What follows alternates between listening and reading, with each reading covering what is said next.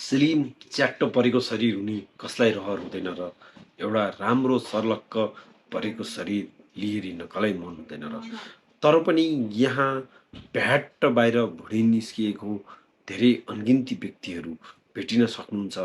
तर चाहना त उहाँहरूको पनि एकदम स्लिम पेट बाहिर ननिस्किएको राम्रो हुने इच्छा छ, तर सम्भव छैन। किन भइरहेको छैन भन्दा यहाँहरूले खानी गर्नुभएका खानाहरूमा केही कमी कमजोरीहरू छ। यसरी यहाँहरूको पेटमा जुन बोसो जमिरहेको छ नि, यो बोसो यहाँहरूको शरीरको लागि साह्रै हानिकारक छ। विसरल फ्याट भन्ने एउटा फ्याट यहाँहरूको पेटमा जमिरहेको छ र यसरी यहाँहरूको बाहिर निस्केको भुँडीले यहाँहरूको भित्रका भाइटल अर्गानहरू जो हाम्रो शरीरलाई रेगुलेट गर्नलाई, हाम्रो शरीरलाई चलाउनलाई अति नै आवश्यक छ, जस्तो कि किडनी, लिभरमा बोसो जमेको छ, किडनीमा बोसो जमेको छ, आन्द्रामा बोसो जमेको छ, फियोमा बोसो जमेको छ, जसले गर्दाखेरि यहाँहरूलाई डायबिटिज, यहाँहरूको लिभरको प्रब्लम, लिभर सिरोसिस, लिभर क्यान्सरसम्म, फ्याटी लिभर चेन्जबाट त्यहाँसम्म पुगेको छ। आन्द्रामा विभिन्न खालका समस्याहरू भएका छन्, कन्स्टिपेसनहरू भएका छन् र विभिन्न खालका क्यान्सर निम्ति रहेका छन्। डायबिटिज भएको छ, हार्ट स्ट्रोक आएको छ, हार्ट फेलर भएको छ।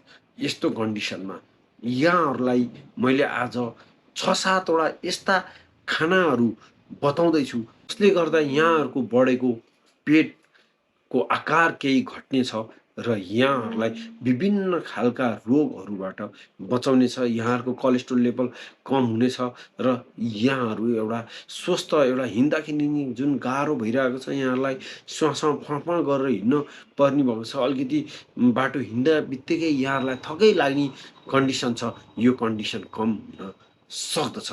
Guys, welcome, me Sanjeev Devkota, निपुण च्यानल स्वास्थ्य टिप्स। यहाँहरूलाई 6 यस्ता खानाहरू भन्दैछु अथवा 6 यस्तो बानी बेहोराहरू भन्दैछु जसले गर्दा यहाँहरूको पेटको चर्बी घट्न सक्छ।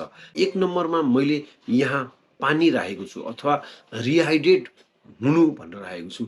यहाँहरूले आफ्नो शरीरमा पानी अमृत हो भनेर भनेको सुन्नुहुन्छ, त्यसले गर्दा यहाँहरूले आफ्नो शरीरमा पानीको मात्रा मिलाउनु पर्यो। यहाँहरूले पानी बिहान उठ्ने बित्तिकै खाली पेट केही पनि नखाइकन सुरुमा 1 गिलास जति सक्नुहुन्छ नि, 2-3 गिलास, नत्र भने 1 गिलास मात्रै भए पनि मनतातो पानी यहाँहरूले खानुभयो भने यहाँहरूको शरीरमा नयाँ मेटाबोलिजम सुरु हुन्छ, शरीरले मेटाबोलिजम गर्न थाल्छ, जसले गर्दाखेरि यहाँहरूको पेटको जुन फ्याट घट्न सक्छ। किन भन्दा यो जुन हामीले खाएको पानीले हाम्रो शरीरमा एकदम मेटाबोलिजम हाई गराउँछ। मेटाबोलिजम हाई भइसकेपछि हाम्रो शरीरमा भएको फ्याटहरू बर्न हुने गर्छ। तातो पानीले हाम्रो डाइजेस्टिभ सिस्टमलाई पनि बढाउने गर्छ, जसले गर्दाखेरि मलहरू क्लियर, हाम्रो दिशाहरू क्लियर हुने गर्छ। यसरी यहाँहरूले बिहानको पानी लिइसकेपछि दिउँसो बेला बखतमा यहाँहरूले 1-2 गिलास इन्टरभल गर्दै पानी खाइरहन सक्नुहुन्छ। यसरी पानी खानुभयो भने के हुन्छ भन्दाखेरि बेला बखतमा यहाँले पानी खाँदाखेरि यहाँहरूको शरीरमा जुन भोक लाग्ने एउटा छ नि, यहाँहरूको शरीर डिहाइड्रेट भएर भोक लागेको अनुभव भएको हुनसक्छ शरीरलाई। तर यहाँहरूले बेला बखतमा पानी खाइदिनु भयो भने यहाँहरूले जुन खाना खाने क्रम छ नि, त्यो क्रम रोकिन्छ। खाना खाने क्रम रोकिएपछि क्यालोरी हाम्रो शरीरमा थपिन्न र शरीरको क्यालोरी बर्न हुन्छ। शरीरको क्यालोरी बर्न भइसकेपछि यहाँहरूको पेटको जुन बोसो छ त्यो घट्न जान्छ। त्यसले गर्दाखेरि पानीलाई एकदम नियमित यहाँले रुटिन बनाएर टाइम टु टाइम यहाँहरूले दिनभरिमा बिचमा खानाहरूको बिचमा पानी खाइदिनु भयो भने यहाँको स्किनहरू पनि राम्रो हुन्छ र पेटको बोसो घट्न। नम्बरमा रहेको छ रिफाइन्ड सुगरहरू। यो रिफाइन्ड सुगरमा केही पनि रहँदैन, सिर्फ सुगर मात्रै रहेको हुन्छ। यसमा नेचुरल चिज केही पनि रहन्न। सबै कम्पनीले यसलाई चुसेर अब एकदम सुगर मात्रै पठाइरहेको हुन्छ। यस्तो फर इक्जाम्पल यहाँहरूले खाइरहनु भएको रसभरी हेर्दाखेरि त कति मिठो छ, आहा, देख्ने बित्तिकै मुखमा रस आउँछ, तर यो फ्राइड हुन्छ, यसमा हाइली क्यालोरी हुन्छ र यो 100% तपाईँको सुगरयुक्त हुन्छ। यस्ता कुराहरू यहाँहरूले खाइरहँदाखेरि यी चिनीबाट बनिएका हरेक कुराहरू यहाँहरूले खाइरहँदाखेरि चिनीहरू खाँदाखेरि साइन्सले पनि के भनिसकेको छ भन्दाखेरि यो हजुरहरूको पेटमा गएर एज ए फ्याट यो डिपोजिट हुन्छ र यसरी एज ए यो फ्याट डिपोजिट हुँदाखेरि यसले यहाँहरूको शरीरमा इन्सुलिन लेभललाई बढाइदिन्छ र सुगर हाम्रो शरीरमा एब्जर्प्सन एकदम यो प्लेन सुगर एकदम छिटो एब्जर्प्सन हुने भएको कारणले गर्दाखेरि सुगर लेभल पनि बढाउँछ र खाँदाखेरि त सुगर खानु हो तर पेटमा एज ए फ्याट यो स्टोरेज हुन्छ त्यसले गर्दाखेरि यहाँहरूले यस्ता कुराहरू एभोइड गर्नु पर्यो जसले गर्दाखेरि यहाँहरूले खाँदाखेरि जेरी खानुभएको छ प्रेस्टिजहरू खाइरहनु भएको छ बिस्किटहरू खाइरहनु भएको छ डोनटहरू खाइरहनु भएको छ कुकिजहरू खाइरहनु भएको छ धेरै चिया खानुभएको छ धेरै कफी खानुभएको छ आइसक्रिमहरू खानुभएको छ तर पेटमा यहाँहरूको फ्याट गएर जम्मा भइरहेको छ त्यसले गर्दाखेरि सकिन्छ भने 10-15 दिन 20 दिन यस्ता खानेकुराहरू नखाएर हेर्नुहोस् यहाँहरूले अनुभव गर्नुहुन्छ कि यहाँको बाहिर उछिटिएको पेट घट्दै गइरहेको छ नम्बरमा रहेको छ प्रोटिन यो अचम्मको एउटा सत्य छ कि साइन्सले पनि भनिसकेको छ कि हाम्रो शरीरमा वेट घटाउनको लागि प्रोटिनले एकदम महत्त्वपूर्ण भूमिका खेल्छ किन भन्दा यो प्रोटिनमा धेरै माइक्रो न्युट्रिएन्टहरू हुन्छ जब यो हामी खान्छौँ हाम्रो शरीरले यसलाई एब्जर्ब गरेर लिनलाई धेरै समय लाग्दछ र धेरै समय यो हाम्रो पेटमा रहिसकेपछि यसले हामीलाई भोक लाग्न दिन्न भोक लाग्न यसले नदिइसकेपछि हामीले खानेकुराहरू एकदमै कम खाने गर्छौँ हामीले यो खानेकुराहरू एकदम कम खाइसकेपछि हाम्रो शरीर फ्याट लगायतका विभिन्न अनचाही क्यालोरीहरू बढ्न जान्न साइन्सले पनि भनिसकेको छ कि यो प्रोटिनहरूले हाम्रो शरीरको मेटाबोलिजम बढाउँदछ जसले गर्दाखेरि फ्याट बर्न हुन मद्दत गर्छ त्यसले गर्दाखेरि हामीले हाम्रो खानाहरूमा प्रोटिन डाइट बढाउन जरुरी छ प्रोटिन डाइटको अर्थ यो होइन कि मार्केटमा पाउने विभिन्न खालका सप्लिमेन्ट्री घरमै पाउन सक्ने लोकल दालहरू चनाका दालहरू हुन सक्छन् बोडीका दालहरू हुन सक्छन् राजमाका दालहरू हुन सक्छन् सिमीका दालहरू हुन सक्छन् गहतका दालहरू हुन सक्छन् सिल्टी मुरका दालहरू हुन सक्छन् यस्ता दालहरू यहाँहरूले आफ्नो खानामा राख्नु पर्यो बढाउनु पर्यो मिल्क हुन सक्छ दुध हुन सक्छ पनिर हुन सक्छ टोफु हुन सक्छ ओखर हुन सक्छ बदाम हुन सक्छ भेजिटेबलहरू हुन सक्छ भेजिटेबलहरूमा हुने एमिनो एसिडहरू हामीले खाने गरेका जुन भेजिटेबलहरू छ र त्यो भेजिटेबलमा हुने एमिनो एसिडहरू एकदम रिचली प्रोटिन छन् जुन हामीले खाने नन भेज प्रोटिन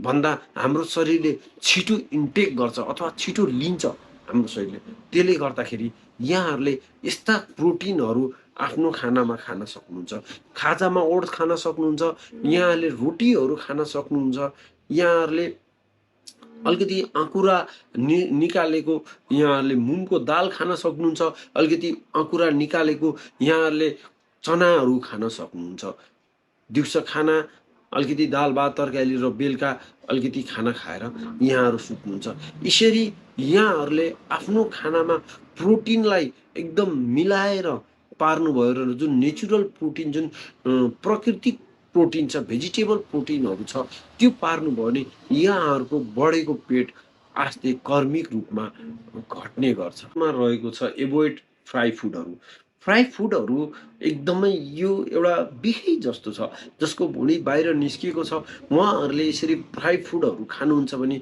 यो उहाँहरूको लागि एकदमै हानिकारक छ किन भन्दा जसरी हामीले फ्राई फुडहरू जुन तेलमा पकाइएको हुन्छ ती तेलहरू एकदमै स्वास्थ्यको लागि हानिकारक छ यो एउटा स्मोकी लेभल यसले पार गरिसकेपछि यसमा ट्रान्स फ्याट डेभलप हुन्छ यसमा ट्रान्स फ्याट डेभलप हुन्छ ट्रान्स फ्याट डेभलप भइसकेपछि यो हाम्रो शरीरलाई ट्राइग्लिसाइडको लागि मुटुको लागि यो फोक्सोको लागि अति नै हानिकारक छ यसले हाम्रो शरीरमा फ्याट वृद्धि गराउनको लागि पेटमा ठुलो बनाउनको लागि पेट बाहिर निकाल्नको लागि एकदमै ठुलो भूमिका खेल्छ यहाँहरूले खाने फ्राई मोमो यहाँहरूले खाने फ्राई चाउमिन यहाँहरूले खाने हरेक फ्राई पकौडा समोसा हरेक किसिमका फ्राई कुराहरू जो निम्किन होला जुन पनि एकदम लामोसम्म डिपली फ्राई भएको छ फ्राई अब मासुहरू हुनसक्छ, फ्राई गरेका माछा पनि धेरै फ्राई गरेर खानुभएको छ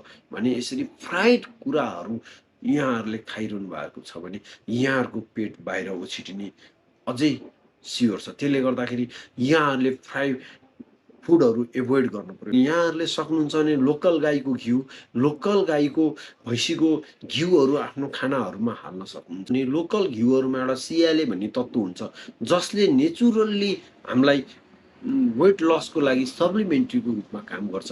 यदि यसलाई हामीले खानाहरूमा खाइयो भने यसले ब्लड सुगर लेभल पनि यसले घट्न दिन्न। यसले यदि घिउहरू लोकल घिउहरू हामीले अलिअलि खानामा एक एक चम्चा खानामा राखेर खाइयो भने हाम्रो खानाहरूको ग्लाइसेमिक इन्डेक्स यसले बढाउँछ, जसले गर्दाखेरि हामीलाई धेरै फाइदा हुन्छ। त्यसले गर्दाखेरि यहाँहरूले तेलहरू पनि सक्नुहुन्छ, नेचुरल तेलहरू, होममेड तेलहरू, आलसको तेलहरू, तोरीको तेलहरू, नरिवलको तेलहरूमा खाना बनाएर खान मैले यहाँहरूलाई अनुरोध गर्छु, जसले गर्दा यहाँहरूको बाहिर उछिटिएको पेट घट्न। यहाँहरूले प्रोटिनको लागि 3-4 गेडा आलमोन्ड्स राति सुत्ने बेलामा भिजाएर बिहान उठेर खान सक्नुहुन्छ।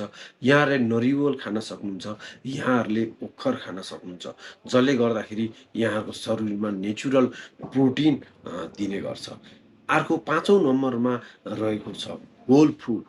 यहाँहरूले खाँदाखेरि होल फुड खाने गर्नुहोस्। जस्तो यहाँहरूले फलफुल खानुहुन्छ भने फलफुलको जुस होइन, फलफुलै खानुहोस्। आँप खानुहुन्छ भने प्योर आँप खानुहोस्, स्याउ खानुहुन्छ भने प्योर स्याउ खानुहोस्, अनार खानुहुन्छ भने प्योर अनार खानुहोस्। यहाँहरूले खाँदाखेरि सकभर अब हुनेसम्म अब यहाँ सम्भव छैन भएसम्म यहाँहरूले मैदाबाट बनिएका खानेकुराहरू नखानुहोस्। मैदाबाट बनेका कुनै पनि आइटमहरू यहाँहरूले नखानुहोस्। गहुँ आफ्नो खानामा पार्नुहोस्, यहाँहरूले कोदो आफ्नो खानामा पार्नुहोस्, फापर यहाँहरूले आफ्नो खानामा पार्नुहोस्, मकैको भात यहाँहरूले आफ्नो खानामा पार्नुहोस्। यो फलेको होइन, नफलेको सिधै सिधै होल ग्रेन गरिएको यो तपाईँको चाहिँ सिधा एकदम यसको बाहिरको बोक्राहरू नफालिएका अनाजहरू यदि यहाँहरूले खान सक्नुहुन्छ भने यहाँहरूको जमेको पेटको बोसो एकदमै घट्ने गर्छ। त्यसले गर्दाखेरि सकिन्छ भने ब्राउन राइसहरू खान यहाँहरूलाई सुझाव दिने गर्छु म। यसरी हरेक कुरा खाँदाखेरि होल फुड, होल खाना र नेचुरल खानालाई यहाँहरूले आफ्नो खानामा पार्नुभयो भने यहाँहरूको बढेको भुँडी घट्न सक्छ। 6औं नम्बरमा मैले राखेको छु खानाको टाइम। विशेष त बेलुकाको खानाको टाइम यहाँहरूले 7 बजेभन्दा अबेला खाना खाँदै नखानुहोस्। अबेर रातसम्म यहाँहरूले खाना नखानुहोस्। 7 बजेभन्दा अगाडि नै खाना खानुहोस्, जसले गर्दाखेरि यहाँहरूको शरीरले जति पनि राति परिसकेपछि हाम्रो शरीरको मेटाबोलिजमहरू एकदम कम हुन्छ, हाम्रो शरीर थाकिसकेको हुन्छ। त्यसमा हजुरले राति 10-11 बजेसम्म धेरै खानाहरू खानुहुन्छ भने त्यो सबै हजुरको शरीरमा as a trans fat, as a cholesterol एकदम डिपोजिट भएर रहन्छ, अझै यहाँको भुँडी बाहिर निस्किन्छ। खाना जहिले पनि 7 बजेभन्दा अगाडि खानुहोस्, जसले गर्दाखेरि यहाँहरूलाई यो फ्याट कन्ट्रोल गर्न सजिलो हुन्छ। र बिहान 7 बजेभन्दा अगाडि यहाँहरू पानी बाहेक अरू खानेकुराहरू नखानुहोस्। पानी खान सक्नुहुन्छ बिहान मैले भनिहालेँ, खाली पेट मनतातो पानी खान सकिन्छ। 7 बजेभन्दा अगाडि यहाँहरूले आफ्नो ब्रेकफास्ट नगर्नुहोस्। कम्तीमा पनि 12 घन्टाको यहाँहरूले आफ्नो रातिदेखि बिहानसम्म 12 घन्टाको ग्याप राख्नुभयो भने खाना खानमा यहाँहरूको सुगर लेभल मेन्टेन हुन्छ। यहाँहरूको सुगर लेभल मेन्टेन हुने बित्तिकै, इन्सुलिन लेभल मेन्टेन हुने बित्तिकै यहाँहरूको फ्याट लेभलहरू शरीरमा मेन्टेन हुन्छ। यसरी हामीले हाम्रो पेटमा जुन जमेको बोसो छ, यो बढेको ठुलो पेट छ, हामी घटाउन सकिन्छ। बिहान उठेर मनतातो पानी खान सकिन्छ। हामीले बेला बखतमा पानी खाइरहन सकिन्छ। हामीले आफ्नो खानाहरूमा यस्ता नेचुरल प्रोटिनहरू राख्न सकिन्छ, जसले गर्दाखेरि हामीलाई अधिकतम कम सुगर, कम फ्याट भएका खानेकुराहरू खान सकिन्छ। हामीले हाम्रो खानाहरूमा प्रोटिनहरू मिलाएर राख्न सकिन्छ। हामीले जुन सुगरहरू छ, प्रशोधित गरिएका सुगरहरू छ, ती सुगरहरू घटाउन सकियो भने, फ्राई फुडहरू घटाउन सकियो भने, हामीले होल ग्रेन खानाहरू खान सकियो, हामीले त्यो गर्न सकियो भने हाम्रो बढेको पेटलाई घटाउन सकिन्छ।